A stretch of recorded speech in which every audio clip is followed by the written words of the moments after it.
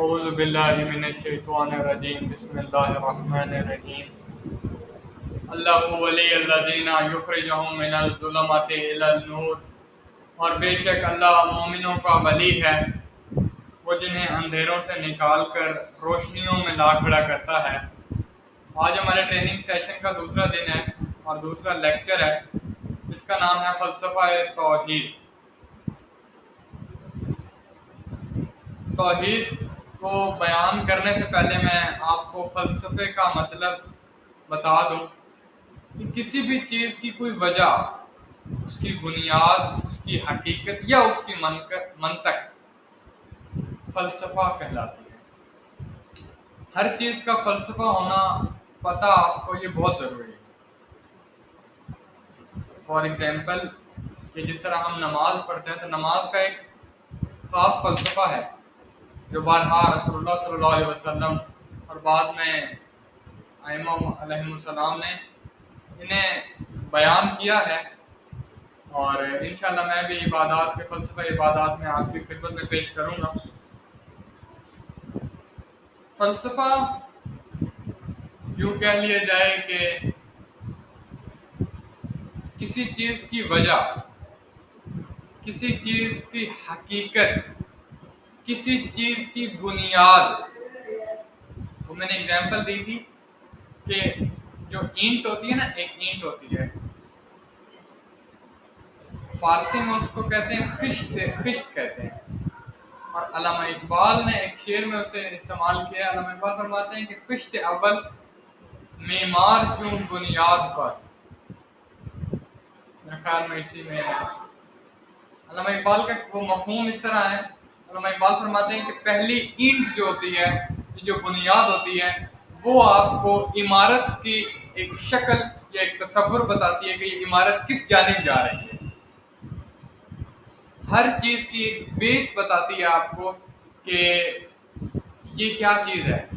For example کہ ہم اکثر مڈل سے نیچے کلاسز میں کسی اسکول میں ایڈمیشن کروانے جاتے ہیں تو وہ کہتے ہیں کہ اس بچے کی بیس کمزور ہے، ہم اس بنیاد پر اس بچے کو آگے پروموٹ نہیں کریں گے، اس سے پہلے آپ بنیاد یعنی پریویس کلاسز دوبارہ سے پڑھائیں، دین ہم انہیں اگلی کلاسز میں پروموٹ کریں گے۔ وہ بنیاد کیا ہوتی ہے؟ وہ بنیاد دراصل حقیقت ہوتی ہے، دراصل مین باتیں ہوتی ہیں جو اس بچے کو نہیں پتہ ہوتی، جس وجہ سے وہ اگلی کلاس میں پروموٹ اسے نہیں کر سکتے۔ اب میں قرآن مجید پڑھ رہا ہوں اور مجھے یہ نہیں پتا کہ اس کا میں کس مقصد کے لیے پڑھ رہا ہوں، یا میں نے اس کے لیے کوئی مقصد تعین نہیں کیا، تو وہ بے وجہ ہے۔ کبھی کبھی انسان کی نمازیں، عبادات بے وجہ ہو جاتی ہیں۔ کیوں؟ کیونکہ ڈیسٹینیشن آپ کی فائنل نہیں ہوتی، اور جب تک یہ کام آپ کا ادھورا ہوتا ہے آپ کسی بھی مقصد آپ مقصد تک کسی بھی چیز کے نہیں پہنچ پاتے۔ امید ہے کہ آپ کو فلسفہ سمجھ آ گیا ہوگا کہ کسی بھی چیز کی حقیقت کو جانے بغیر اس کو دھڑا دھڑ کیے جانا، اس کا فلسفے کو نہ پتہ ہو اور انسان ایک کام جا بجا کیے جائے تو اس کا کوئی نتیجہ آپ کے سامنے نہیں آتا۔ میں نے کل لیلۃ القدر میں ایک مثال دی تھی کہ ایک گاڑی جو موٹر وے پہ چل رہی ہے، ایک گاڑی میں قرآن جاری ہے اور ایک ساتھ والی گاڑی میں فحش فلم لگی ہوئی ہے، مگر وہ چل ایک ہی پاتھ پہ رہے ہیں، وہ چل ایک ہی روڈ پہ رہے ہیں، تو انہوں نے رکنا جا کے ایک ہی ہے، ایک ہی جگہ پر ہے۔ یعنی میرا کہنے کا مطلب یہ تھا کہ جس گاڑی میں قرآن کی تلاوت ہو رہی ہے اس نے بھی وہیں پر جانا ہے جس گاڑی میں ایک شخص بیٹھے فحش فلم دیکھ رہا ہے۔ تو آپ اس سے اندازہ لگائیں کہ ایک 8 سال بعد ایک جو انسان مدرسے کی تعلیم لے کر باہر نکلتا ہے اور ایک عالم دین بنتا ہے، وہ بھی اسی مقام پر کھڑا ہے جہاں سے ایک بندہ سیکولر لبرلزم کی ڈگری اینڈ انگلش میں پی ایچ ڈی پڑھ کر کھڑا ہے، وہ بھی وہیں پر رکا ہوا ہے۔ ایک مجاہد جو آرمی میں جاتا ہے اور ایک وہ انسان جو نماز پڑھاتا ہے، امامت کرواتا ہے، وہ ایک ہی مقام پہ کھڑے ہوئے ہیں۔ حتیٰ کہ قرآن نے اس کی نفی کی ہے۔ قرآن کیا فرماتے ہیں؟ قرآن میں خدا حق تعالیٰ فرماتا ہے کہ جو شخص محاذ پر لڑ رہے ہیں وہ کبھی برابر نہیں ہو سکتے جو حجرے میں نماز پڑھ رہے ہیں، جو گھر میں بیٹھے ہیں۔ علامہ اقبال فرماتے ہیں نا کہ پرواز ہے دونوں کی ایک ہی فضا میں، مگر کرگس کا جہاں اور ہے شاہین کا جہاں اور الفاظ و معانی میں کچھ تصادم نہیں، مگر ملح کی اذاں اور مجاہد کی اذاں اور۔ ملح کی اذان اور ہے لیکن مجاہد کی اذان اور ہے۔ تو دراصل یہ فرق ہے فلسفہ پتہ ہونے کا اور فلسفہ پتہ نہ ہونے کا۔ ہم شروع کرتے ہیں توحید۔ توحید کیا ہے؟ ہم جب اصول دین پڑھتے ہیں ہمارے اسلام میں بنیادی نقطے کا نام توحید ہے۔ آپ توحید کا اقرار نہ کریں تو آپ دائرہ اسلام سے خارج ہیں۔ مگر توحید پر ایمان، مطلب یہ بہت جملہ سننے کو آیا ہے، توحید پر ایمان رکھنا۔ اچھا توحید تو بعد میں ڈسکس کرتے ہیں، پہلے ایمان پر آ جائیں۔ ایمان کی جو ہمیں ڈیفینیشن پڑھائی گئی ہے اور جو ڈیفینیشن اصل میں ہے وہ میں آپ کے خدمت میں پیش کرتا ہوں۔ توحید کی جو ڈیفینیشن ہمیں پڑھائی گئی ہے وہ ہے کہ آپ ذہنی تصور کر لیں، آپ ذہن میں ایک تصور بنا لیں کہ اللہ تعالیٰ ایک ہے، اس کی وحدانیت کو تسلیم کر لیں، یہ توحید ہے۔ ذہنی تصور بنا لینا یہ ایمان ہے۔ مطلب کہ میں یہ ذہنی تصور کرتا ہوں کہ رسول اللہ صلی اللہ علیہ وسلم آخری نبی تھے، یہ ایمان ہے۔ اور یہ ایمان کی ڈیفینیشن ہے کہ ذہنی تصور جو بارہا ہماری کتابوں میں پڑھائی جا چکی ہے، اور بے حد علماء دین نے بھی اس کی ڈیفینیشن کو ٹھیک قرار دیا ہے۔ مگر عزیز من غور کرنے کی ضرورت ہے۔ ہم کبھی پلاننگ کرتے ہیں، ذہنی تصور کرتے ہیں، ہم جب اس پہ عمل پیرا ہوتے ہیں، فار ایگزامپل کہ میں نے ایک بزنس کی پلاننگ کی ہے، میں نے ایک بزنس کرنا ہے، اس کی پلاننگ کی ہے، میں نے دیکھا ہے کہ یار بزنس جو ہے اس کو مجھے مینیج کرنا چاہیے، میں نے ذہنی تصور کیا، میں نے ذہنی تصور کرنے کے بعد کیا کیا، میں جب میدان عمل میں آیا تو جو میں ذہنی تصور کر رہا تھا اس سے بہت مختلف چیزیں تھیں۔ وہ کہتے ہیں نا کہ جو دا مین آف ٹاکیٹو اور ہوتا ہے and the man of worker اور ہوتا ہے، مطلب جو میدان عمل میں ہوتا ہے وہ اور پریکٹیکلی چیزیں اور ہوتی ہیں، جو ذہنی انسان تصور کر لیتا ہے وہ چیزیں اور ہوتی ہیں۔ تو بیسیکلی ذہنی تصور تو بارہا شخص کر لیتے ہیں، کوئی کہتا ہے کہ اللہ تعالیٰ ہے اور نعوذ باللہ کوئی کہتا ہے کہ خدا نہیں ہے۔ آپ اگر یہ کہیں کہ اللہ تعالیٰ کی ذات فقط ذہنی تصورات پر مبنی ہے تو یہ آپ بہت بڑی غلط فہمی کا شکار ہیں۔ یہ توحید کی، اور توحید کی تو سائڈ پہ رکھ لیں، ایمان کی یہ ڈیفینیشن نہیں ہے۔ اب ایمان کی جو دراصل ڈیفینیشن ہے وہ میں آپ کو بتانے لگا ہوں آپ کی خدمت میں، کہ ایمان ایک عقیدہ ہے۔ ایمان کیا ہے؟ ایک عقیدے کے نام ہے، ایک عزم کا نام ہے، ایک تصوراتی دنیا کا نام نہیں ہے، تصوراتی خیال کا نام نہیں ہے، بلکہ ایک عقیدہ ہے۔ عقیدہ ہمیشہ وہ ہوتا ہے جو آپ کے قلب سے جڑی ہوئی کوئی چیز ہوتی ہے، یہ قلبی تعلق کو ہم عقیدہ کہتے ہیں۔ قلب کا تعلق ہوتا ہے دل سے، اور دل جو بات تسلیم کر لے یا جو دل کو بات تسلیم ہو جائے وہ انسان کا اصلی ایمان بنتا ہے۔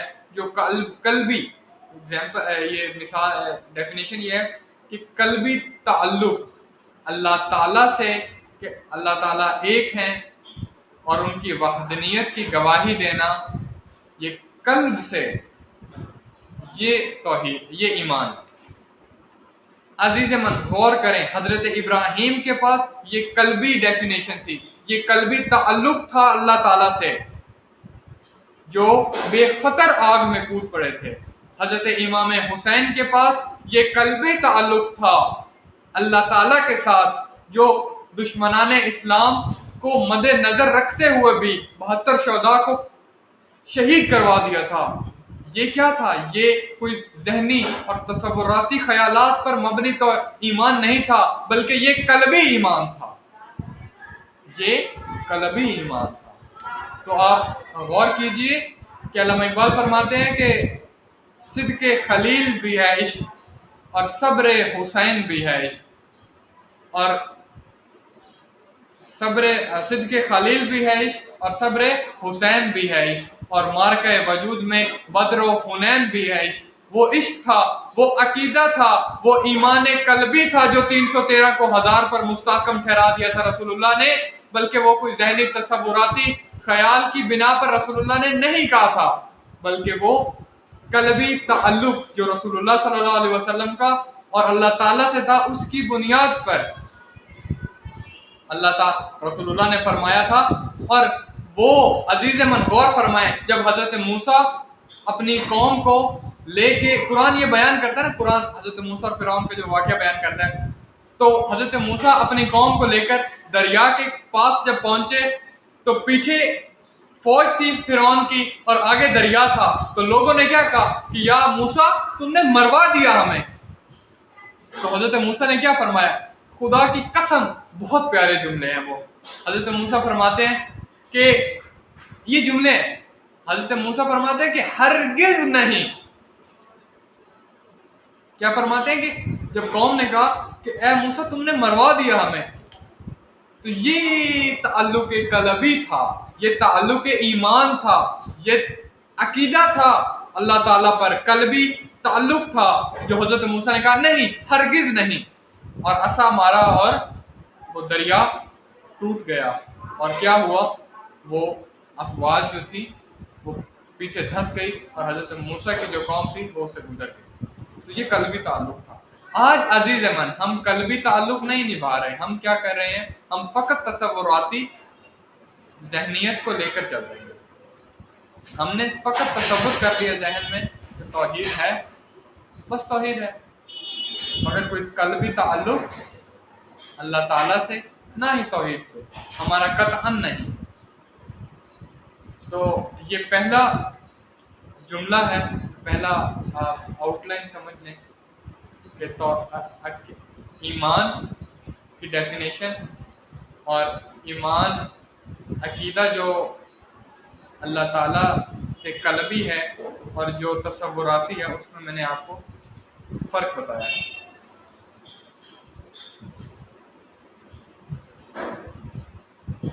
اچھا، اب یہ دوسری بات آپ کو اس میں اور توجہ چاہیے کہ آپ نے ایک اور بات کا کیا خیال رکھنا ہے، وہ میں آپ کے اس میں خدمت میں پیش کرتا ہوں۔ سیکنڈ جو اس کی چیز ہے وہ ڈیفینیشن ہے۔ اب آ جائیں آپ توحید پر۔ توحید اللہ تعالیٰ نے جو توحید رسول اللہ صلی اللہ علیہ وسلم نے بیان فرمائی ہے کہ لا الہ الا اللہ اشہد ان لا الہ الا اللہ وحدہ لا شریک لہ، لا الہ الا اللہ، لا سے مراد نہیں، مطلق نہیں، ہرگز نہیں، یہ حضرت موسیٰ والا نا۔ جب یزید نے حضرت زینب سے فرمایا کہ ہم نے تمہیں رسوا کر کے رکھ دیا، تو حضرت زینب نے اپنے بھائی حضرت امام حسین کا جو وہ ٹکڑے تھے جسم کے وہ ہاتھ پہ رکھے اور فرمایا کہ بار الہ یہ ہماری کثیر سی قربانی اپنی بارگاہ میں قبول و مقبول فرما۔ اور جب یزید نے کہا کہ ہم نے آپ کو رسوا کر دیا، تو بی بی نے کہا کہ تم ہمیں رسوا کرو گے؟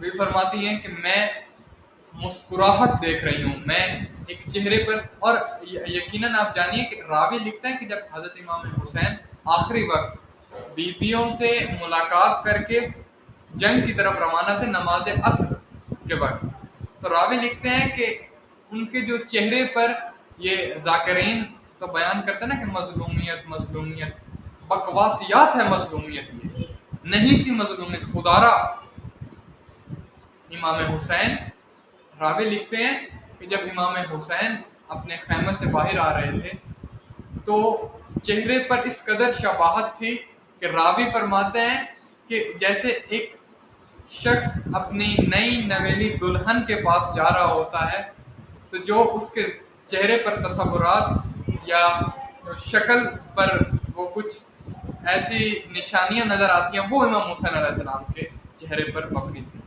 مگر ہمیں تو بہت اور بھی علم پڑھایا جاتا ہے. بہرحال وہ لا جو حضرت موسیٰ نے کہا تھا کہ ہرگز نہیں، خدا قادر مطلق ہے، ان اللہ علی کل شیء قدیر، الہ الا اللہ، نہیں لا کوئی شریک اللہ کے سوا، اللہ تعالیٰ کے سوا کوئی شریک نہیں ہے.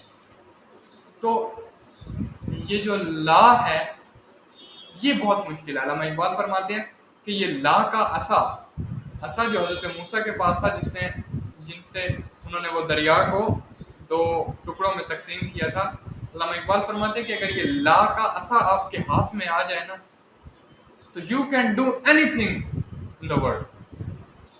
فار ایگزامپل کوئی آ کے مجھے کہے یا کوئی کام میں کرنے لگوں یا کوئی آ کے مجھے رشوت دے تو میں کہوں لا نہیں.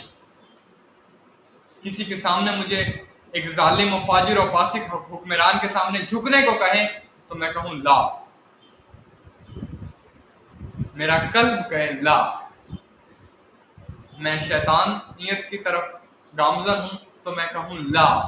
یہ لا جو نہیں، علامہ اقبال فرماتے ہیں نا کہ یوں بچا بچا کے نہ رکھ اپنے آئینے کو، یہ وہ آئینہ ہے وہ جو شکستہ ہو تو عزیز تر ہے نگاہ آئینہ ساز میں.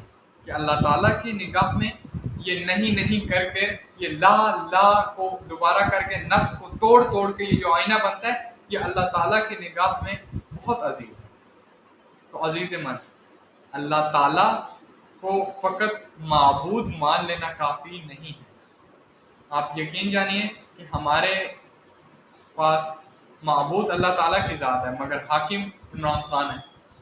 اس طرح ترکی میں رجب طیب اردگان حاکم ہے مگر معبود اللہ تعالیٰ ہے.